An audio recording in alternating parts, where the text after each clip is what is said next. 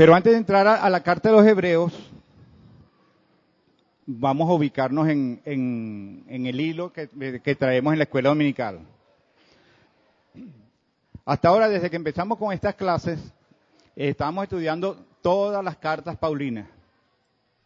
Recordarán que iniciamos con Romanos, pasamos por Primera y Segunda de Corintios, Gálatas, Efesios, Filipenses, Colosenses, Tesalonicenses, Timoteo, Tito y Filemón, de las cuales las últimas 4 eran las paulinas pastorales y las primeras eran las paulinas doctrinales.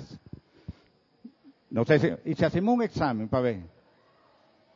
Manuel, dime rápido, todas las doctrinas, las paulinas doctrinales. No, eso es trampa, tranquilo. Quédate quieto. Pero ahora entonces vamos a entrar en las epístolas generales, que son Hebreos, Santiago, Primera y Segunda de Pedro, Primera, Segunda y Tercera de Juan y Judas. Y después el hermano se ofreció, que él dijo que él se encargaba de Apocalipsis, ¿verdad? Tú solo vas a dar Apocalipsis. Facilito. Bueno, que Dios bendiga al que lo va a hacer. Pero bueno, Hebreos, que es la carta que nos toca ahora, algunos piensan que es una carta paulina, otros no. Sobre eso es todo un tema del que vamos a hablar ahora un poquito más adelante. Pero de acuerdo al cuadro general, como quien dice, más aceptado, acabamos de terminar todas las cartas paulinas y vamos ahora con las epístolas generales para después entrar en el profético que es Apocalipsis.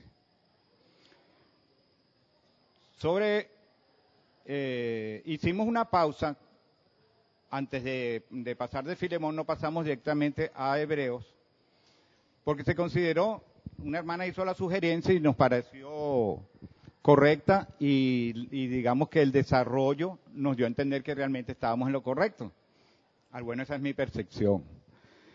De estudiar el tabernáculo antes de entrar en Hebreos.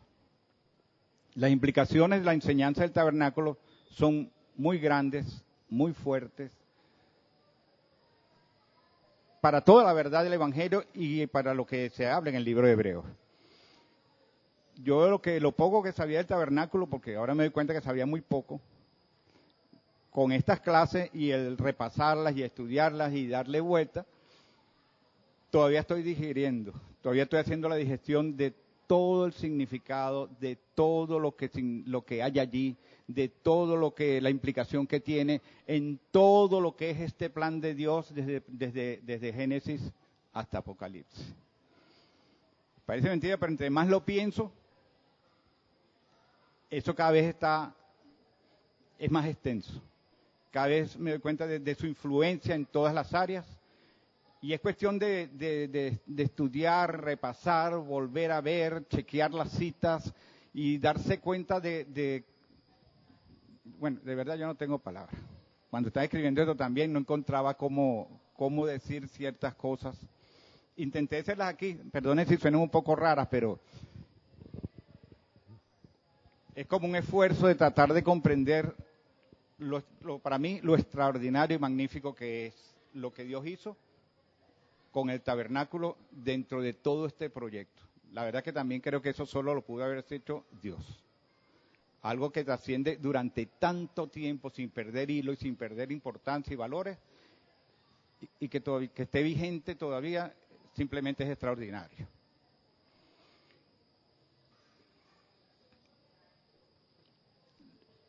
Recordarán que vimos 9 clases más o menos, ¿no? 9, 10 clases por ahí, donde se describía a grandes rasgos el tabernáculo como...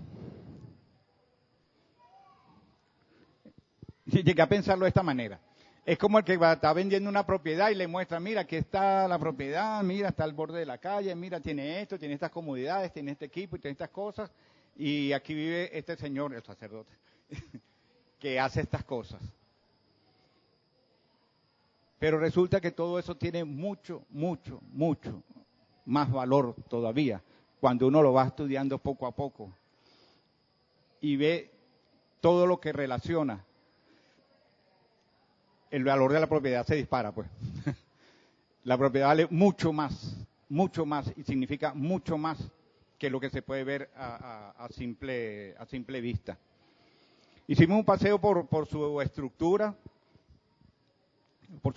física, conocimos detalles de su construcción,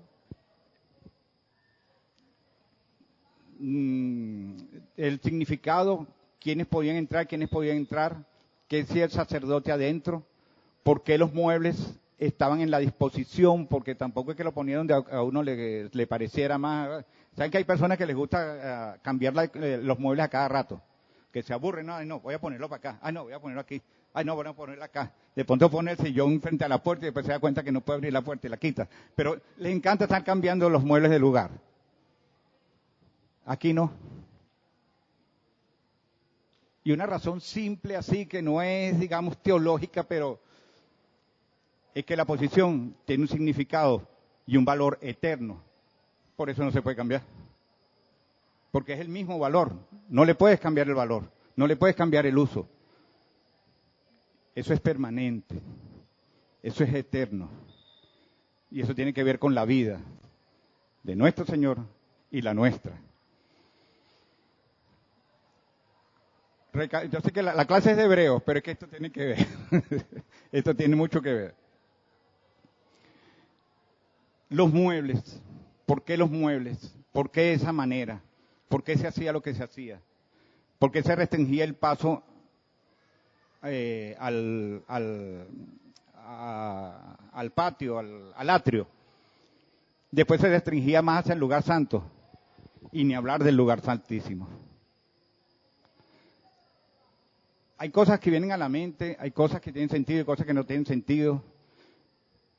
No sé ustedes cómo les fue en la célula revisando el tema, pero ¿cuántos encontraron en la Biblia que el sumo sacerdote llevaba una cabulla en el pie para que si se moría lo sacaran? Si alguno lo encontró, avísenme en qué parte está. Yo no lo encontré. ¿Están aquí? Creo que los lentes no me dejan ver. ¿Cuántos encontraron eso en la Biblia? Eso se ha oído mucho. Y tiene sentido. Porque si entraba alguien ahí en pecado, nada más el sumo sacerdote, una vez al año, y si entraba en pecado se moría. Si se murió, que se pudra ahí, porque ¿quién se va a meter? ¿A morirse también? Tiene sentido, pero no está en la palabra. No conocemos el detalle, pero conocemos la importancia y la implicación de por qué era de esa manera. Porque era una vez al año, porque solo el sumo sacerdote, y porque hacía lo que hacía. Y sin embargo, cuando se consuma a través de Cristo la obra, se rasga el velo o abre la puerta, de arriba a la puerta también pudiéramos decir, de arriba abajo, y ahora todos podemos llegar al lugar santísimo. ¿Por qué? Parte del plan. No tenían, los que están haciendo el tabernáculo no tenían ni idea. No, Dios lo quiere así, hay que hacerlo así, yo no entiendo, pero así dijo Dios. Yo no discuto con Dios, yo no peleo con Dios. ¿Y te acuerdan que ellos no querían ni hablar con Dios? Le dijeron a Moisés, no, habla tú, ese señor habla muy fuerte. Cuando tornaban en el monte, dicen, no, ve y habla tú y nos echas el cuento después. Yo no voy para allá. Que ahí se iban a poner a estar buscándole. Y sin embargo también había el que desobedecía. Imagino que el que desobedecía en algún momento pensaría que a lo mejor ni existe. Pero muchos se llevaron sorpresa, ¿verdad? Muchos se quedaron en el desierto por esa ignorancia. Les preguntaría yo a ustedes. A muchos no les gusta que les hagan preguntas, pero si no lo enfrentas, si no lo meditas, si no te metes, si no das un paso más allá, ¿cómo sabes si esa implicación te toca o de qué manera te toca? Yo les preguntaría, ¿qué enseñanza dejó el tabernáculo en tu vida después de estas 9 clases?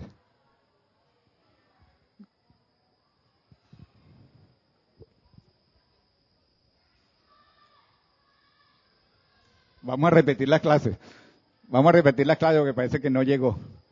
O están como yo, todavía están masticando. Todavía le estamos dando vuelta y vuelta ese conocimiento a esa dirección. ¿A nadie le tocó el corazón en alguna cosita? Yo vi gente emocionada en algunas clases. ¿Carmen se emocionó con qué? Carmen es una que se emocionó, pero ella dio una de las clases. Yo quisiera también de los que oyeron.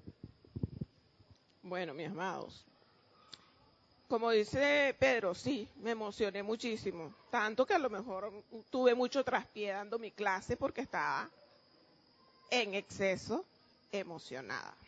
Se los confieso. ¿Y qué pasó con el tabernáculo? El tabernáculo arrastra desde que se hizo el tabernáculo hasta Apocalipsis. Vamos a ver que el tabernáculo sigue vigente. Sigue vigente, ¿cierto? Sigue vigente. Digamos en una nueva etapa, en una nueva imagen, en una nueva forma, pero su sentido, su implicación sigue vigente. ¿Alguien que no haya dado clases? ¿Que haya entendido algo del tabernáculo que tocó su corazón, que tocó su vida? Mireya. Lo que yo pude ver a través de ese estudio fue la consagración de uno como cristiano en la presencia del Señor, el contacto con el Señor, el cuidado de la vida diaria. Fue para mí eso, pues. Esa cotidianidad con el Señor, esa relación personal con el Señor. Eso fue lo que me enseñó a profundidad, pues. Amén, sí. Recuerden que, como dicen, antes Moisés era el que hablaba con Dios. Moisés era de Marte y como él era extraterrestre, pues él se entendía con Dios. Pero los demás no entendían, hasta tenían miedo. Sin embargo, cuando el tabernáculo se hace y se instala, está ahí. Y cuando se mudaban, iba con nosotros, es más, lo llevábamos. Hablando como hebreo, claro. Iba con nosotros y lo volvíamos a instalar. Y si la nube venía, Dios está aquí con nosotros. Y si teníamos las necesidades cumpliendo su ley, hacíamos lo que nos pedía y Él estaba ahí para atendernos a través de sus siervos los sacerdotes y a través de sus normas que se cumplían y nos limpiaba de pecados. Estaba allí, era más cotidiano, era más cercano. Era una forma de comunión o de cercanía, como lo quieran ver. El viste está duro, este viste está duro. Pero bueno, pero ahí vamos. Ahí vamos. Yo la verdad sí estoy maravillado, emocionado. Son tantas cosas que voy viendo, que a mí sí me provoca volverlo a estudiar. Si tengo tiempo. Esa es la cosa. Bien. El tabernáculo, como les dije, aquí lo tenía escrito también, presencia de Dios más cercana y más frecuente.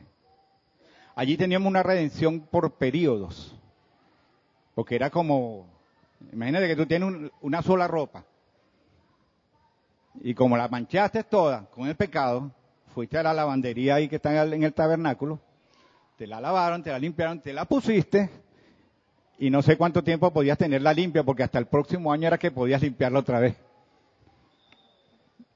Pero te la limpiaste. Pero podías limpiarla al menos una vez al año. Eso era como digo, lo puse aquí yo como una redención por periodos. Teníamos un tiempo donde teníamos comunión. Claro, también está la conciencia, el corazón, todo eso vale. Pero es lo que nos viene mostrando poco a poco. En cambio ahora, el que aceptó de corazón, no el que viene a la iglesia, no el que lee la Biblia, el que creyó de corazón, consume y vive la palabra, y se reconoce y actúa como verdadero hijo de Dios haciendo la obra del reino, ese está limpio de por vida. Tiene manchas, se mancha de vez en cuando la ropa también, igual que nosotros, pero ya tenemos ¿cómo decir? Hay un spray que quita esas manchas. El spray del perdón. Te arrepientes, que es como ponerlo en remojo, pide perdón y desaparece la mancha. ¿Qué les parece? Antes no, antes había que esperar un año. Perdonen si la imagen es un poquito o demasiado común, pero más o menos es lo que estamos. Nosotros ahora no vivimos llenos de pecados un año. A menos que usted no pida perdón y no se arrepienta, claro, pero tiene la opción. Se arrepiente, pide perdón y restablece comunión. Porque Dios no lo desecha. Al verdadero Hijo de Dios, repito, no al que lee la Biblia, no al que viene a la iglesia, al verdadero Hijo de Dios, no lo desecha, es hijo. Imagínese que su hijo se portó mal, este muchacho está loco, no sé qué, vete aquí, ya no eres mi hijo. Listo, hasta le quita el apellido. No, nadie lo hace. Nosotros siendo malos, como dice la palabra, si nosotros siendo malos sabemos dar buenas dádivas, sabemos quererlo a pesar de su situación, puede estar aparte, puede estar preso, nos duele lo que hizo, sabemos que está pagando, pero nos duele porque es hijo, es familia. Cuanto más el que nos hizo, el que sabe cómo somos y cómo funcionamos, pero que nos dio la oportunidad de elegir también. Así pues, el tabernáculo también nos dio dirección de vida. Pues los mandamientos y las ordenanzas que allí se cumplían son parte de ese propósito eterno que todavía se cumple. Y de ser pueblo que solicitaba la acción del sacerdote, ahora pasamos todos a ser sacerdotes. Además de hijos, ahora somos sacerdotes. Ahora ministramos dentro del altar. ¿Y a quién le ministramos? A los que no conocen la palabra. Que así como el sacerdote debía también llevar una vida pura y él mismo santificarse por lo que hubiera fallado, nosotros también tenemos que llevar una vida pura que le diga al resto del mundo, estoy con Dios, Dios está conmigo y tú también puedes ser como yo. Testificar con las obras, testificar con la vida, testificar con nuestras palabras, no con un tratadito, sino con lo que soy. Que la vida de Dios se ve en nosotros. No es fácil, pero el que quiere besar, busca la boca. Y si de verdad quiere a Dios, lo va a buscar cada día más. Y si se enamora de Él, va a buscar la comunión íntima con Él. Y eso va a reflejar el Espíritu de Dios en su vida obrando. Y va a obrar hacia los demás también. El tabernáculo, en fin, estaba presentando desde el principio la grandeza del futuro. Con elementos simples, dio la imagen de una extraordinaria escena del porvenir. Ver el tabernáculo es como ver el tronco de un árbol cortado. Imagínense un pedazo de árbol aquí, pero que en las manos que corresponde, en las manos correctas, en las manos del artista adecuado, ese trozo de madera que podía ser muy bueno para una parrilla, una fogata, de pronto se convierte en un extraordinario mueble. Dice, ¿quién iba a pensar que esto salió de esto? Así el tabernáculo nos está mostrando lo que venía. Esto tan rústico está hablando de lo celestial. Primero nos mostró el rudimento del más grande y admirable plan de Dios para el hombre, que manifiesta en Cristo su esplendor y majestuosamente se extiende hacia la eternidad futura. Estas son mis locuras del tabernáculo, ¿no?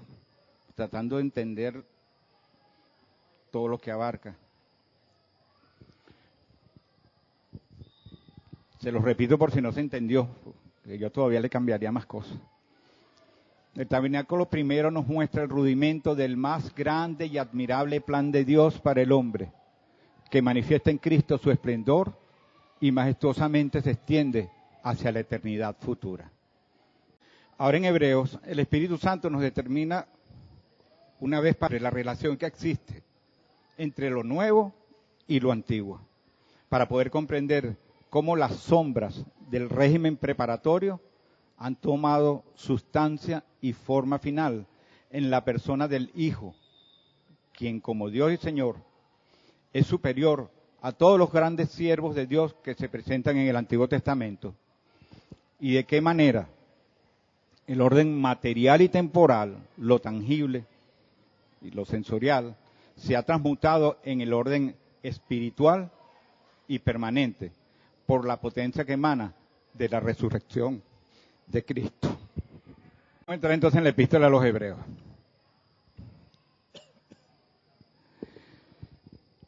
La epístola del apóstol Pablo a los Hebreos, como comúnmente se conoce, curiosamente, no es epístola, no la escribió Pablo, y no se sabe exactamente ni quién ni a quién se escribió.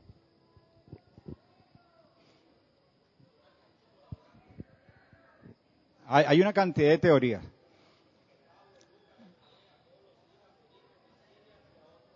De todos ellos se dice que pudieron ser, pero no aseguran de ninguno. No aseguran de ninguno. Leía y no había avanzado nada porque todo eran especulaciones. Entonces, para conseguir concreto lo que se podía dar, era siempre lo mismo. Según la opinión de Judith, según la opinión de Isabel, según la opinión de Mireya, según la opinión, según tu opinión, según la opinión del pastor y según la mía, pero sin concluir.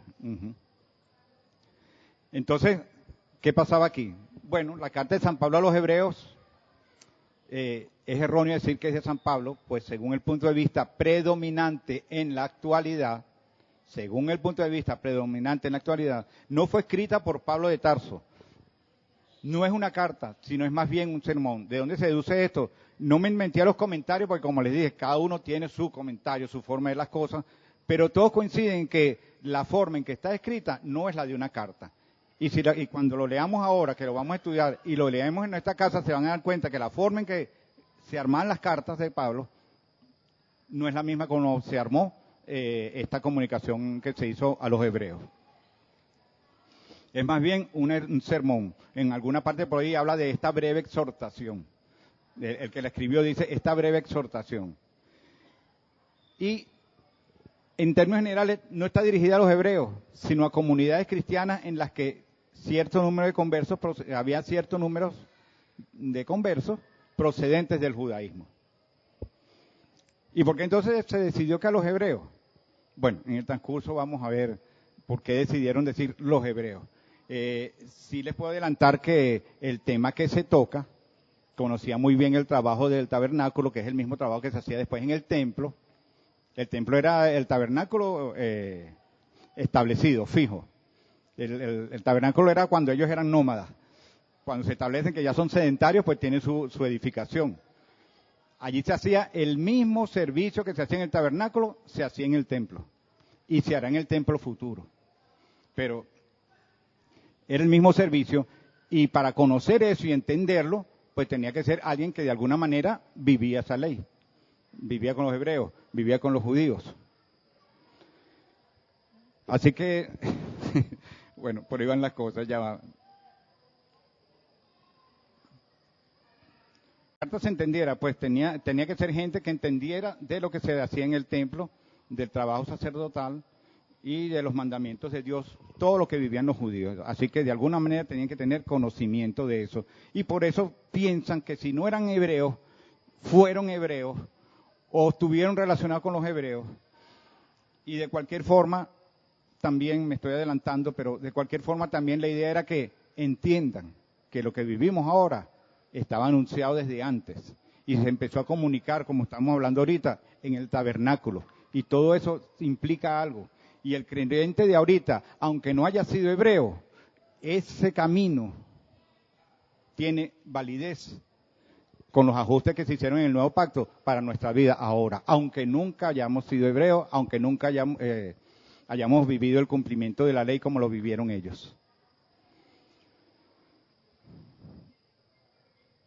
Sobre el autor, vamos entonces otra vez un poquito atrás. A pesar de que en las ediciones antiguas de la versión Reina Valera, esta epístola se describía en el encabezamiento como la epístola de San Pablo a los hebreos, de hecho, la carta es anónima. Sucede que como nombró él, tú nombraste como ¿cuántos? 6 o 7, ¿verdad? Nombraste como 6 o 7. Sí, no importa, la idea es que es bastante, pero nadie termina de decir, fue esto. Nadie. O sea que la carta tiene, como quien dice, candidatos, pero nadie que se haya asegurado. Entonces permanece como anónima. Ya que dicho título no formó parte del texto original y en los manuscritos griegos de la antigüedad. Y el valor no se dice, y lo que tenemos, lo que más dice que se puede acercar es a los hebreos. De resto, no hay nada. No consta en ninguna parte que la carta sea escrita por Pablo. Aquí hay unos detalles de Pablo. Algunas dificultades que existen para creer que Pablo fuese el autor de la carta, añadiendo alguna que otra sugerencia que se han adelantado sobre el caso. Vamos a tomar aquí 3 nada más, que diría las más importantes. Hay mucho más, pero una muy elemental y muy consciente. ¿Se acuerdan cuando estudiamos las epístolas, cuando empezaban las epístolas que decían? Casi todas que decían. No pasaban 2 o 3 líneas que decía yo, Pablo, apóstol de Jesucristo, siervo de Jesucristo. Él se identificaba rápido. Soy yo, Pablo. El nombre de Pablo en la epístola a los hebreos no aparece, de principio a fin no aparece. El nombre de Pablo no aparece en ninguna parte de la epístola, lo que es contrario a su práctica declarada. Dice que en 2 Tesalonicenses 17 decía, yo Pablo os escribo esta salutación de mi propia mano, que es la señal en toda carta mía. Como que diría, él mismito se mató, que no puede ser el autor. Ya él mismo está poniendo un sello que él tenía y ese sello no está aquí. Sobre el estilo, es evidente que el autor sabe a la perfección lo que ha de decir y cómo lo ha de expresar antes de escribir la primera palabra de sus elocuentes párrafos, lo que le distingue claramente de Pablo, quien su estilo era como más arrebatado, más impulsivo, más echado para adelante, diríamos nosotros, ¿verdad?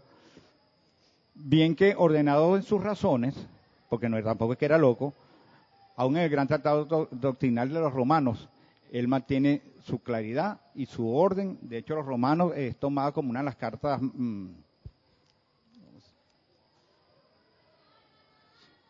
más extraordinarias, por lo que enseña y por la forma en que fue elaborada. Pero eso no está aquí.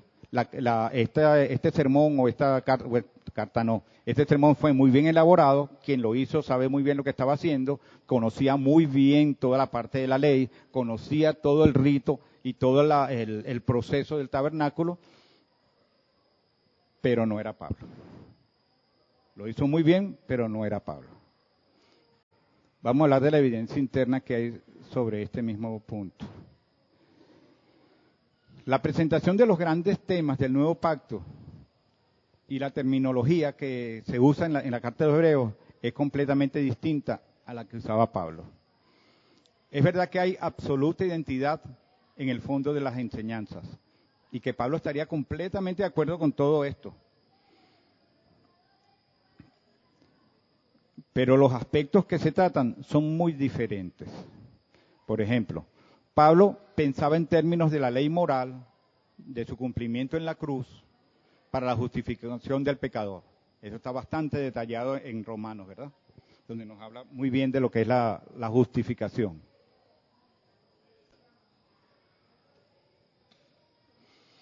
Pablo argumentaba mucho sobre la vanidad de la circuncisión.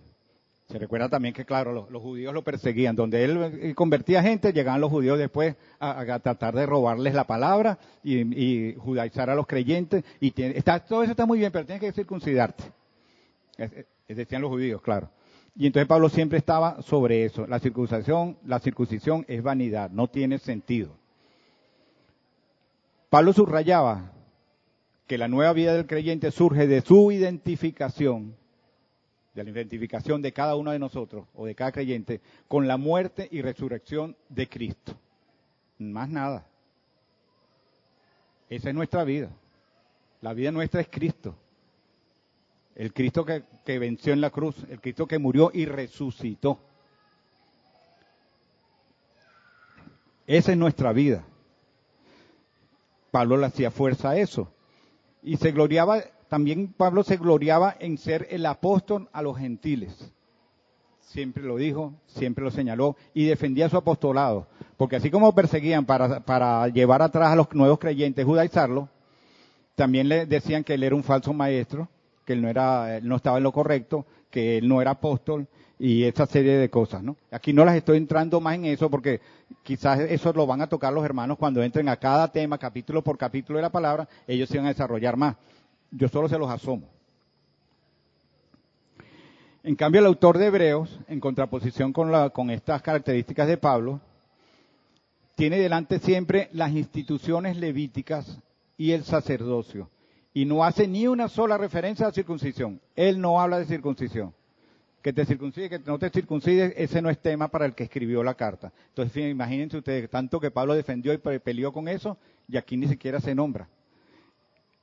Las instituciones levíticas se refiere a todo lo que es el proceso, el actuar, el ser, todo lo que tenía que ver con un sacerdote. A qué Dios pertenecía, lo que tenía que hacer, cómo tenía que vivir, cómo tenía que vestirse, cómo tenía que prestar el servicio. Ese es el todo del hermano que escribió esta carta, este sermón. Me acostumbraba a llamarlo carta, ¿verdad? El hermano hace énfasis además sobre el asunto del sumo sacerdote, título que hallamos 32 veces solamente en Hebreos y ni una sola vez en todas las cartas de Pablo. Pablo no habla en sus cartas de sumo sacerdote. Habla de circuncisión, no de sumo sacerdote. Aquí es al revés, aquí no se toca la circuncisión, pero se hace mucho énfasis en el sumo sacerdote. ¿Cómo no hacerlo si al final de cuentas el gran sumo sacerdote nuestro es Cristo?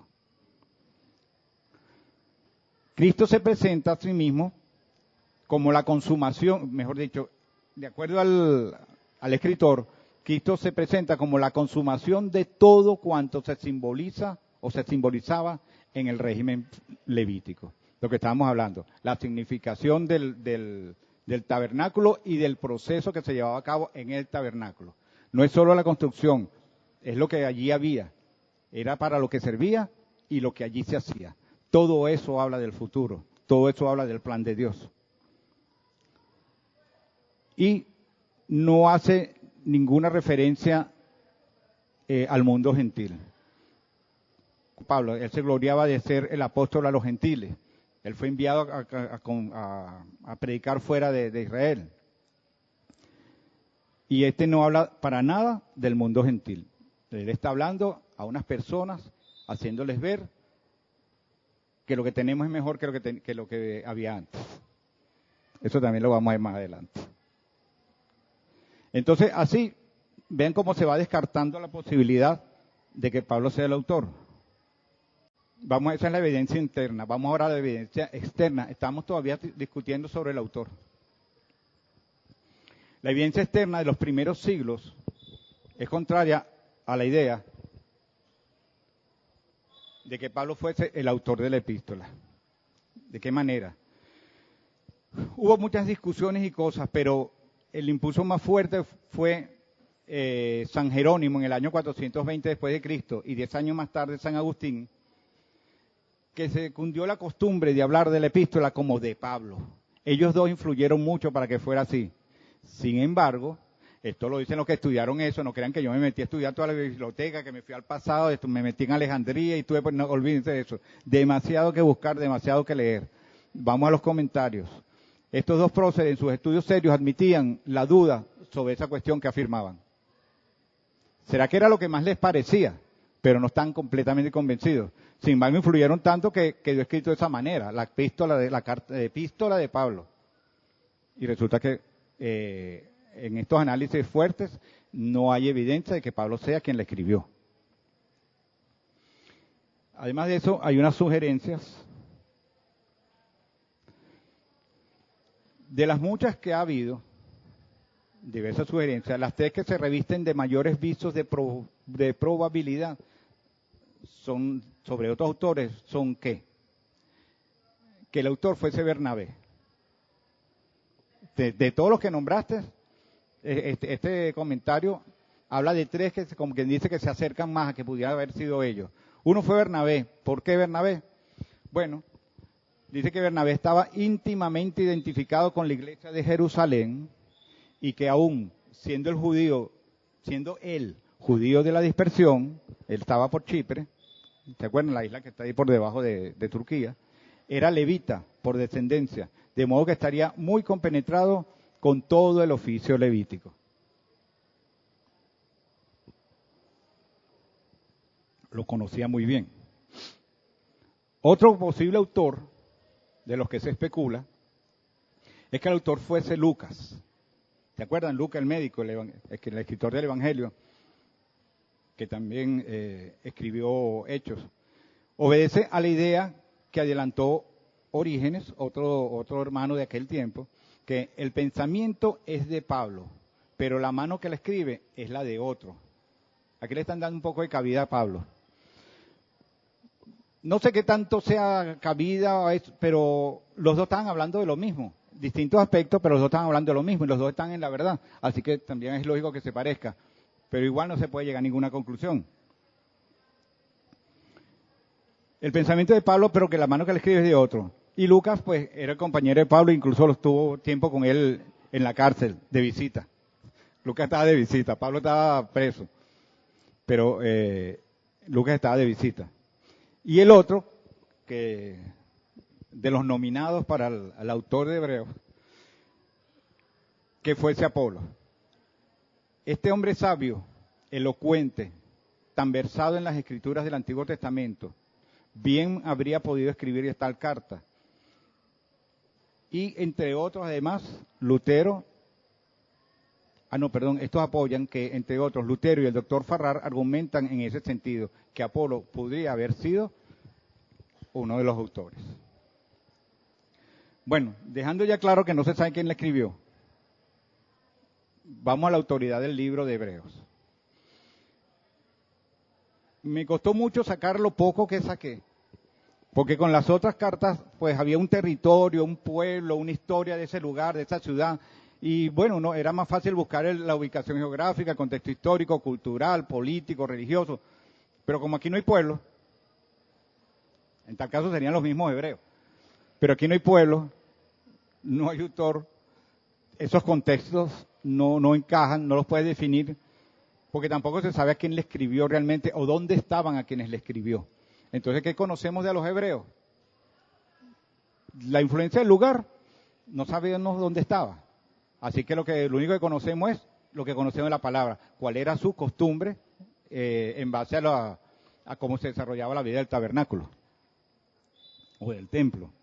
O sacerdotal, más claro, sacerdotal. Lo que ningún creyente sincero ha puesto en duda jamás es la autoridad de la palabra. Y la inspiración de aquí dice epístola, sermón, que evidentemente salió de los círculos apostólicos. De eso no cabe duda, en base a Hebreos 13:23. Los que quieran tomar nota, o después cuando oigan la grabación, Hebreos 13:23.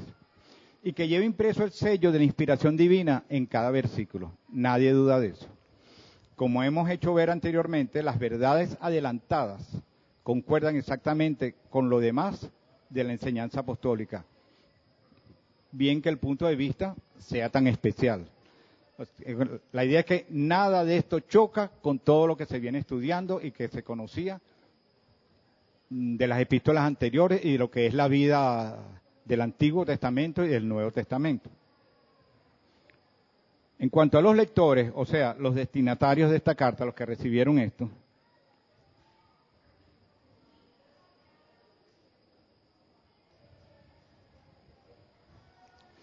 no tenemos tampoco ninguna información sobre los cristianos que recibieron la carta. ¿Por qué decimos cristianos? Porque les está advirtiendo que el lugar donde están ahorita es mejor dicho, la posición que tienen ahorita delante de Dios es mejor que la posición que tenían antes. Que el pacto que están viviendo ahorita es mejor que el pacto que estaban viviendo antes. Y los está animando y exhortando al mismo tiempo que no vuelvan atrás. Entonces, para entender eso, tenían que ser cristianos. Para entender el nuevo pacto, tenían que ser cristianos. Bien sea que vinieran del mismo judaísmo o bien que vinieran de los gentiles. Y esa es una de las cosas de por qué entonces se llama hebreo. Podía ser carta a los cristianos, o a los cristianos que vienen de la tendencia hebrea. Que esa es otra cosa. ¿Y qué es un hebreo? Hebreo, judío, israelita, ¿cómo es la cosa? ¿Quién de ellos? Pero cada cosa tiene su implicación. Vamos a tocar un poquito.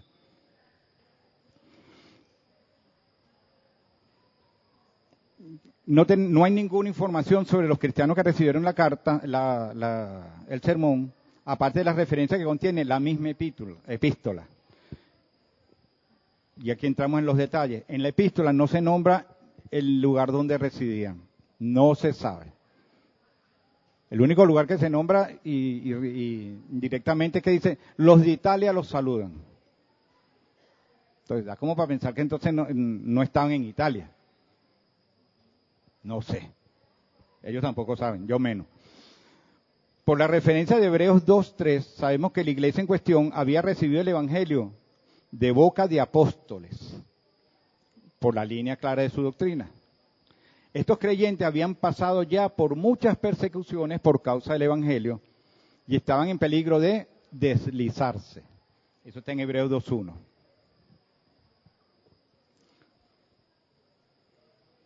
Y hasta ahí eso es todo lo que sabemos los lectores.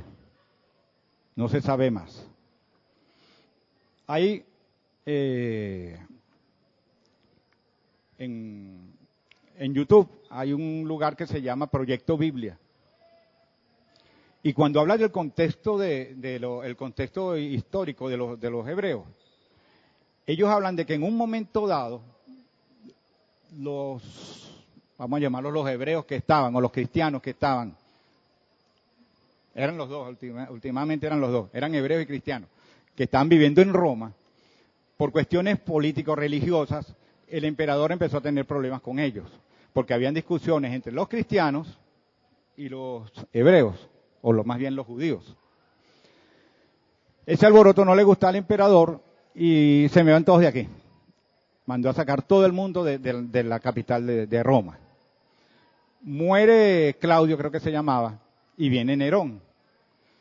Nerón no le hace caso a ese decreto y poco a poco regresan otra vez los hebreos y los... Ahí se pone aquí, les veo más la cara. Los hebreos y los judíos y los creyentes vuelven.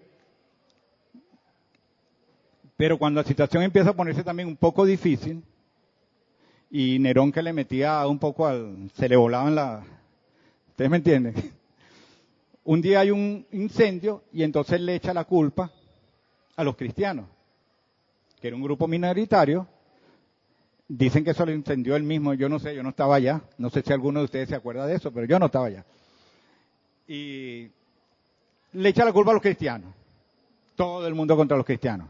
Aquella persecución fue horrible. De echarlo a los leones, de meterlos presos, de matarlos donde lo encontraba, a usarlos como antorcha. Imagínense un hombre colgado ahí, prendido, iluminando la calle en la noche. Eso ocurrió en Roma. ¿Por qué le hago esta referencia tan fuerte? Sucede que ante esta presión, están persiguiendo más a los cristianos, en el momento dado están persiguiendo más a los cristianos que a los judíos. Y entonces los judíos le decían a los judíos que escapados, los judíos que se salieron de su línea, los judíos que se convirtieron, regresa. Y algunos de ellos también lo consideraron, oye, si yo me mantengo allá, hay uno que especula algo así más o menos. Si yo me regreso, bueno, es el mismo Dios. Si me quedo aquí, estoy listo. Entonces como que no es tan malo, por lo menos sigo con Dios, por lo menos sigo con Jehová. Y estaban que ya se iban, o como dice la carta, estaban que ya se deslizaban, ya metían la pata, asustados, llenos de temor por la situación que está ocurriendo, que no es para menos. El ideal cristiano es que tú sufras, mueras con las botas puestas. Jesucristo dijo que si Él, que era la rama verde, con ella hicieron eso, ¿qué van a hacer con nosotros? Si con la original hicieron eso, ¿qué van a hacer con la silvestre? A los apóstoles cuando le dijeron, pero Señor, líbrate de esta situación, no tomes esta copa. No, cuando dijeron si podían tomar la copa, dice, sí, ustedes la van a tomar también, refiriéndose a que ustedes también van a sufrir martirio. Pero es necesario por el testimonio. sea, ¿eres o no eres? ¿Estás o no estás? Y si entendiste lo que esto significa, tú sabes que no debes aferrarte a esta vida. No debes menospreciarla, pero no debes aferrarte, porque lo mejor está por venir. El reino no es de Dios, no es de este mundo. Es de más allá, es más grande, es eterno, o sempiterno en el término correcto. No es de aquí. Entonces, ¿estás dispuesto a eso? O como dicen los muchachos, o vas a arrugar, vas a echar para atrás, te vas a deslizar. Es una razón también de por qué esta carta. Pues dice, estos creyentes ya habían pasado por muchas persecuciones por causa del Evangelio. Ahí lo dice como en Roma. A mí me trae un poquito de confusión eso. Yo había desechado ese video, aunque lo había visto varias veces, pero entre ayer y hoy lo vi 3 veces más. Porque me ayudó a comprender la situación, si bien no me encaja con ese saludo final de que los de Italia los saludan. Roma está en Italia. Entonces parecía que ellos estaban en otro lugar. No sé. Pero si no es esa, debe ser una situación similar, bien sea por presión o simplemente por desconocimiento o comodidad, que están a punto de dar un paso atrás. Ahora pasemos entonces ahora a la fecha y al lugar donde se escribió. Se puede tomar por cierto que este escrito antes de la destrucción del templo por Tito en el año 70. Los problemas con los cristianos y los judíos siguieron, no solo en Roma, sino por todos lados, y en Jerusalén, que hubo esas revueltas que provocó que en el año 70, una de esas revueltas, el ejército llegó y dijo, aquí se acaba esto ya, y destruyeron el templo. Desde ahí se riegan todos los judíos por todas partes. Entonces, en cuanto al tiempo, como eso ocurrió en el año 70, no tiene sentido que eso se escribiera después. Porque en ningún momento dice que ya no hay templo para hacer las cosas que se hacían antes, con las que él está haciendo la comparación. No lo nombra. Así que lo más seguro es que eso fue dicho antes de que eso ocurriera, cuando el templo todavía funcionaba, cuando todos esos ritos todavía se hacían.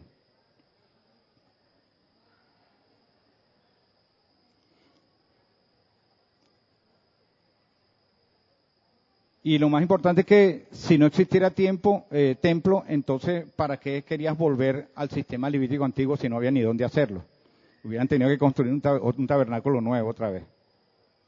Por otro lado, ¿quiénes eran los hebreos?